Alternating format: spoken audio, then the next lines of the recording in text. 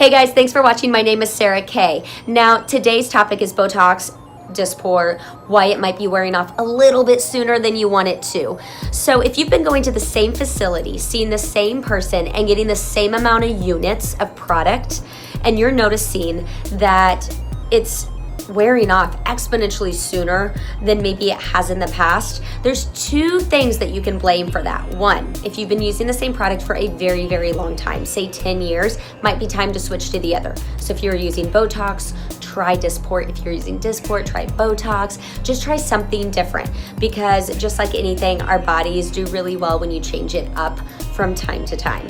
The other thing, and the major one, and this is what I really wanted to share with you, is if you have begun a new exercise routine or you're hitting the gym harder than usual, well, your muscles, they release an enzyme. It's called acetylcholine esterase. And acetylcholine esterase actually breaks down Botox and Dysport sooner than we might want it to. So you can thank your awesome body and all your hard work for needing to hit the office and get in sooner. It's not that they've diluted it any differently, probably most of the time. Oftentimes it's just your body being super efficient and working through the product faster. I hope this was helpful. If it was, click like, and hopefully I'll see you next week.